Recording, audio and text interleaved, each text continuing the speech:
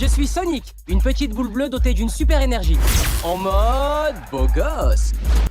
C'est dans cette semaine de la Saint-Valentin que l'adaptation cinématographique de Sonic débarque dans nos salles.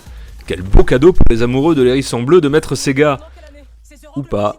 Confié au bon soin du du réalisateur oscarisé Jeff Fowler, Sonic le film nous raconte comment un hérisson bleu détenteur d'un grand pouvoir se retrouve envoyé sur notre planète après avoir été chassé de son monde par une bande de clones de Knuckles aborigènes. Knuckles, c'est quoi? Et si les 10 premières minutes sont plutôt agréables à suivre, le film bascule dans une médiocrité affligeante dès lors que Sonic, en déclenchant un blackout, réveille l'attention du gouvernement américain et provoque l'envoi de troupes militaires dans la petite ville tranquille de Green Hills. Passons sur cette scène affligeante de débilité où un conseil militaire tenu par des décérébrés décide d'envoyer le docteur Robotnik enquêter sur l'origine de ce qu'il pense être une attaque terroriste pour nous concentrer sur ce qui cloche dans cette adaptation live des aventures de la mascotte de Sega. Déjà, et ça n'engage que moi, faire le choix d'un film live était-il une bonne idée au vu des éléments de base ? Pour ma part, je pense que le format film d'animation lui aurait beaucoup mieux collé, mais admettons. Après tout, Détective Pikachu nous a démontré que faire cohabiter Pokémon et enquête policière dans un monde de SF crédible était possible, alors pourquoi pas Sonic ? Le scénario, que l'on va appeler Décalque de E.T. par un gamin de 5 ans, nous sert une soupe vue et revue dans tellement de films que pour l'originalité, on repassera. Mais au-delà de ça, le personnage de Sonic est totalement insupportable, avec un flot de paroles tellement rapide que même Eminem ne pourrait pas suivre, faisant blague sur blague, comme un humoriste invité sur le plateau d'un bêtisier de Noël, le personnage en devient lourdingue et fatigant. Souligner le caractère hyperactif du personnage, oui. Le surligner pendant 1h40, non. Et je vous parle pas du doublage de Malik Bentala, un véritable hymne à la prise de Prozac, totalement hors sujet. Le film empile les séquences gênantes comme ce moment où Sonic, tel une tortue ninja des années 90, se déguise pour passer du temps incognito dans un bar, ou bien encore lorsqu'il pète. Il pète.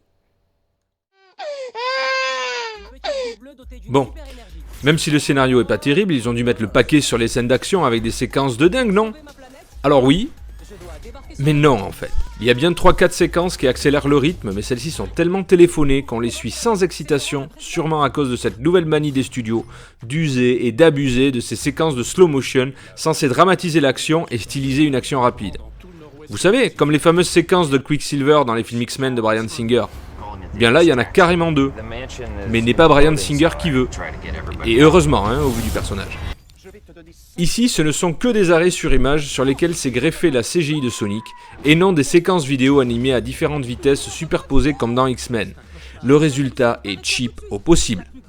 Même absence de tension dramatique pour la séquence finale, où une course-poursuite a lieu dans des rues de San Francisco aussi vides qu'une rue de Silent Hill en plein Mardi Gras. Et je ne vous parle même pas des incohérences gargantuesques, du Deus Ex final, de l'happy end totalement raté, des dialogues insipides, du jeu d'acteurs déplorable de 95% des acteurs, et blablabla, blablabla, blablabla, blablabla.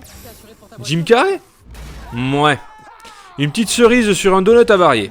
Il incarne plutôt bien un personnage casse-gueule en nous resservant une sorte d'Edward Nygma en un peu plus dark. Mais hélas, à part 2-3 impros, l'écriture du film ne le met pas suffisamment en évidence. Au passage, j'espère que Jim Carrey avait bonne haleine, vu le nombre de fois où il parle à 2 cm de son vis-à-vis. Bon, vous m'aurez compris, le film m'a hérissé le poil tout du long, et pourtant, il y a 2-3 choses à sauver, à bien y regarder. Sonic a toujours véhiculé une image cool et bien dans son temps, l'entendre citer des références de pop culture, le voir danser comme dans Fortnite, tacler Mario gentiment à quelques reprises, gentiment on n'est pas dans du Genesis Dust de la grande époque non plus. Tout ceci ancre bien le personnage dans son temps. Le méca design du film est plutôt sympa et rappelle un peu celui de Portal, mais on va pas s'emballer. Quelques blagues font mouche, surtout celles sur le dessin de Sonic, cher aux internautes. Une thématique en filigrane et à peine soulignée me paraissait très bonne. Elle sera sous-exploitée hélas, c'est celle de la solitude. Sonic et Robotnik sont deux êtres seuls, mais chacun appréhende la solitude différemment. L'un la subit, l'autre la recherche. Cet antagonisme entre ces deux approches rapproche thématiquement deux êtres en décalage avec l'univers dans lequel ils évoluent. Intéressant, mais on est dans un blockbuster, alors hop, faut pas aller trop sur ce terrain-là, ok ? Et Sonic n'est pas un lapin, même s'il aurait pu historiquement. Et Robotnik n'est pas un juge. En un mot, Sonic le film, c'est pas aussi gênant qu'un certain épisode avec un baiser de princesse, mais ça reste une bonne purge quand même. L'excuse de dire c'est un film pour enfants ne passe pas pour moi, car je rejoins totalement l'idée que si c'est pour les enfants, alors ça mérite encore plus de soin. Peut-être cela sera-t-il le cas pour la prochaine fois, car au vu de la séquence post-crédit, qui est très sympa par ailleurs, le film de Sonic devrait avoir une suite.